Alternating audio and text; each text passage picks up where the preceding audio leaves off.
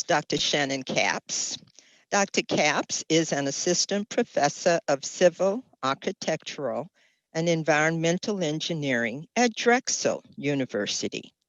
Dr. Capps leads the atmospheric modeling at Drexel Group, which conducts outdoor air quality modeling to estimate influences of emission sources, evaluate health, ecosystem and climate impacts of pollutants, and assimilate satellite-based observations to improve models. Dr. Capps. Thank you, Dr. Abram. We've heard today about how transportation habits have changed for people during COVID-19. And I want to introduce the process by which we ask this question. Do pictures of air pollution from space actually reflect those changes in US cities? Next slide, please. So we take pictures of air pollution from space with special cameras like the Trope-OMI instrument.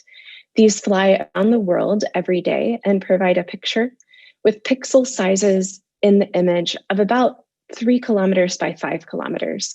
So they're high enough resolution to tell the difference in concentrations of pollutants across cities and within them. We use this instrument because it measures the concentration of nitrogen dioxide between the satellite and the ground over which it's looking.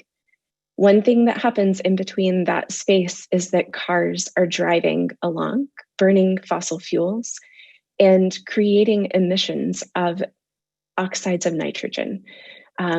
These change chemically in the air to form nitrogen dioxide, and we can get pictures of that with satellites.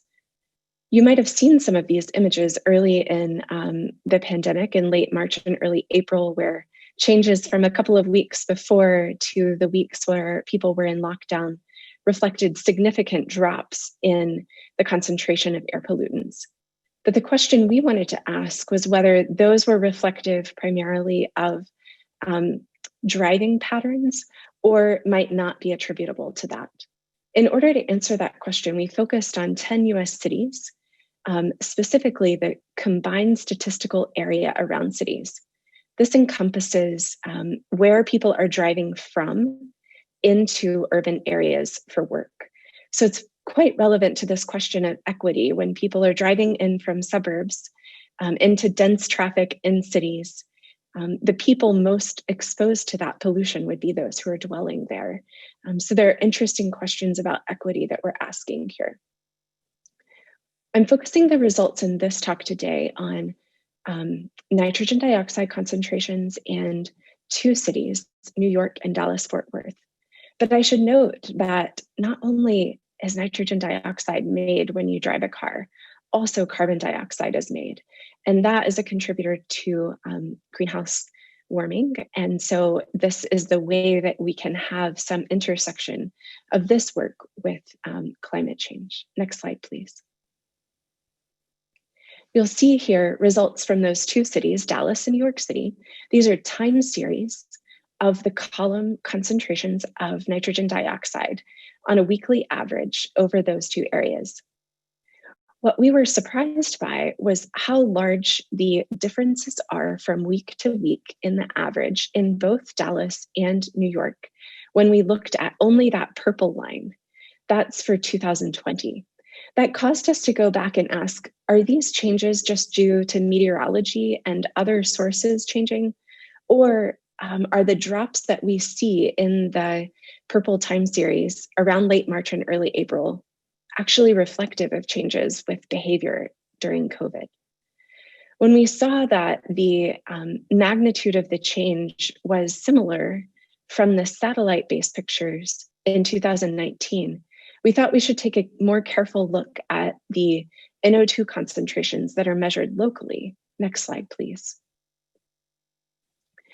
Here we have the daily maximum of the NO2 concentration measured at specific locations in these cities by the Environmental Protection Agency's monitors that are always operating. You can see that the changes from day to day are more significant. Anything above the black line means that it is an increase from the 2019 levels to 2020. Anything below the black line would be a decrease. We see a decrease, as we expected, in Dallas around late March in both the satellite, the blue line, and the locally observed changes, the red line. Likewise, in New York, there's actually a longer but smaller percentage-wise depression of these concentrations. And what this told us is that we can have some confidence in the satellite-based observations of changes in NO2 concentrations, even at these city scales. Next slide, please. Why we wanted to look at different cities is because these oxides of nitrogen are produced by different sources, not only cars and trucks, though cars and trucks make up the largest percent in each of these cities, as shown with the blue portion of each of the bars. But if you look at the different bars, the fuel combustion, perhaps for heating, or industrial processing sector when chemical components are being made by burning fossil fuels, those also contribute to oxides of nitrogen being emitted. If you'll focus on Dallas, which is noted with DAL, you can see that it has a much larger blue bar than New York City does. This means if one person in New York stops driving, they would have a smaller impact on the NO2 concentration than a person who stops driving in Dallas. Next slide, please. Knowing that, we wanted to take a look at the measures of behavior that are accessible in the entire US. And those are people staying at home based on Google's mobile data. So these are people whose cell phones remain in the same place for 24 hours. That's shown in the orange line. And we can see a tremendous increase from the early 2020 levels in late March and April in both Dallas and New York, though the increase is a bit larger in New York City than it is in Dallas percentage-wise. The green line indicates those who have ceased to request driving directions from Apple Maps. And that's a similar indicator. When it is negative, it is indicating that we would expect fewer emissions of NOx from mobile sources. So we have fewer percentage-wise people staying home in Dallas, but a similar approximate change in driving directions. Next slide, please. Putting together these changes in behavior with the changes observed in concentration and thinking about the fact that one person who stops driving in Dallas will have a bigger impact on the NO2 concentration, we can see exactly what we expect. We have a larger decrease in the NO2 concentrations in Dallas, even though somewhat fewer people stop driving. Then we observe simultaneously in New York when more people started staying home in late March. So this is indicative to us that we can actually tell not only about the concentration, but if we parse through the details well enough, we can see that from space, we're able to observe what kinds of transportation people are choosing.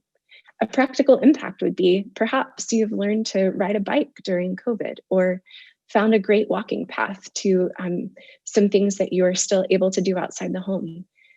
Those things done at scale, so 20 to 30% of the city employing walking or biking instead of driving, would have an impact that would be visible from space on air pollution in cities.